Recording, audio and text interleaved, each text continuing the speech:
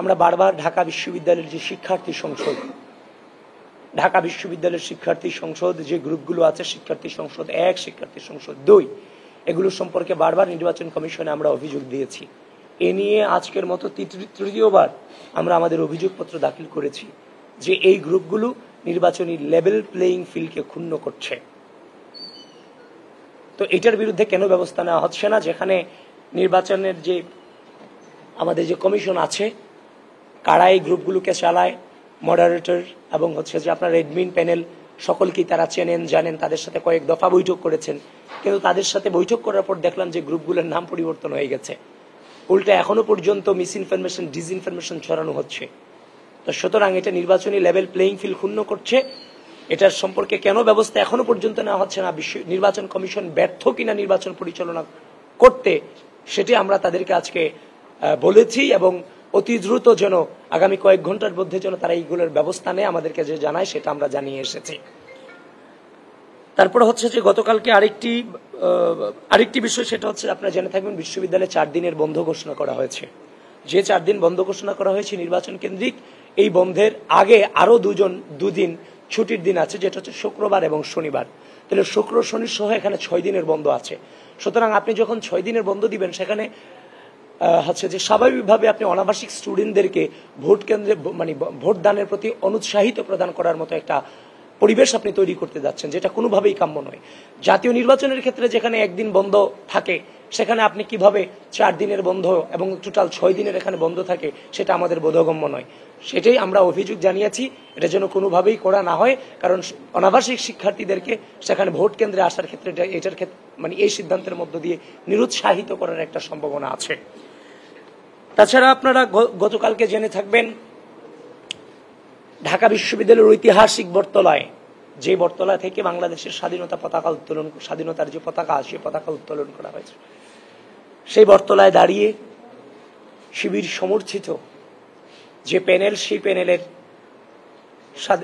স্বাধীনতা সংগ্রাম ও গণতান্ত্রিক আন্দোলন বিষয়ক যে সম্পাদক, সে সম্পাদক স্পষ্টতভাবে মুক্তিযুদ্ধে বিভিন্ন জাতিগোষ্ঠীর যে অংশগ্রহণ, সে অংশগ্রহণকে স্পষ্টতভাবে অস্বীকার করেছে, যেটা মুক্তিযুদ্ধের স্বাধীনতা সংগ্রামের যে চেতনা, সেই চেতনাকে ভুলুণ্ঠিত করার সামিল।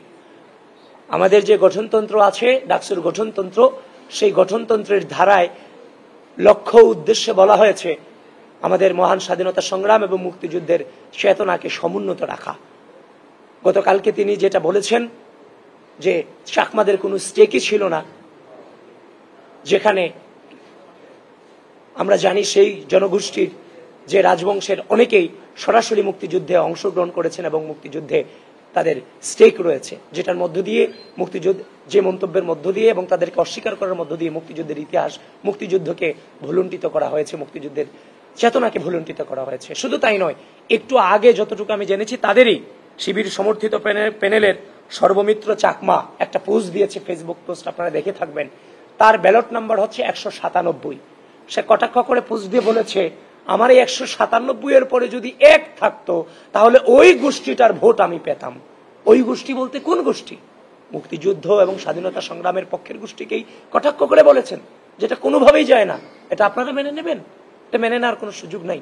তো সুতরাং এভাবে একটা প্যানেল থেকে বারংবার স্বাধীনতা সংগ্রাম এবং মুক্তিযুদ্ধের ইতিহাসকে বারবার বিকৃত করার সামিল, মুক্তিযুদ্ধের ইতিহাসকে বারবার আপনার যে আঘাত করার ক্ষেত্রে তারা সুযোগ খোঁজে কিভাবে আঘাতটা করা যায়। এর আগেও জাইনুদ্দিন সরকার নামে এই প্যানেলেই, এমন এক প্যানেলে তাদেরকে যে প্রার্থী হিসেবে নেওয়া হয়েছিল, যে আমাদের বীরশ্রেষ্ঠ মতিউর রহমানকে প্লেইন হাইজ্যাকার বলেছিল, প্লেইন হাইজ্যাকার বলে কটাক্ষ করেছিল।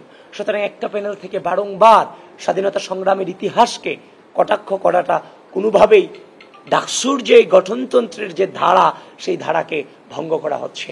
সুতরাং আশা করি নির্বাচন কমিশন সেটার বিরুদ্ধে তাদের যথাযথ ব্যবস্থা গ্রহণ করবে। আমাদের যে অভিযোগগুলো আমরা করেছি ইতিমধ্যে আপনাদেরকে জানিয়েছি, টোটাল নির্বাচনী আচরণবিধি, শিক্ষার্থী সংসদ এবং মুক্তিযুদ্ধের চেতনাকে বারংবার, দেখেন আমরা বারবার এই জিনিসগুলো বলতে চাই না, কিন্তু বারবার আঘাত করা হচ্ছে। 3-3বার আঘাত করা হলো, জাইদুন সরকারকে নেওয়া হলো, একইভাবে গতকালকে বিভিন্ন জনগোষ্ঠীর মুক্তিযুদ্ধের ইতিহাসকে বিকৃত করা হলো। আবার একইভাবে আজকে আবার বলছে 197 এর পাশে এক থাকলে আমি ওই জনগোষ্ঠীর ভোটটা পেতাম। এগুলা বলতে হবে। এবং আরেকটা জিনিস আপনাদেরকে জানিয়ে যায়, আজকে একটু আগেই 5 মিনিট আগে আমি একটা ছবি পেলাম যে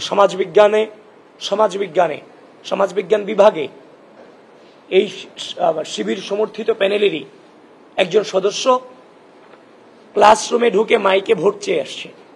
এটাও আচরণবিধি লঙ্ঘনের ভিতরে পড়ে, কারণ ক্লাসরুমের ভিতরে মাইকে গিয়ে তো আপনি বলতে পারবেন না আমি ভোট চাই, সমর্থন চাই, কারণ এটা আচরণবিধিতে নাই। সেটাও একটু আগে সমাজবিজ্ঞান ডিপার্টমেন্টে সেটা হয়েছে, সেখানে চেয়ারম্যান স্যার ক্লাস দিচ্ছিল ডিপার্টমেন্টের, তার অনুমতি ছাড়াই সেখানে ঢোকা হয়েছে। সুতরাং এভাবে যদি একের পর এক আচরণবিধি লঙ্ঘন করতে থাকে তাহলে তো নির্বাচনী লেভেল প্লেইং ফিল্ড ক্ষুণ্ণ হচ্ছে, এবং আমরা বাদবাকি যারা প্রার্থী আছে আমরা তার মধ্য দিয়ে লেভেল প্লেইং ফিল্ড যেটা আমাদের প্রয়োজন সেটা আমরা নিশ্চিত করতে পারছি না।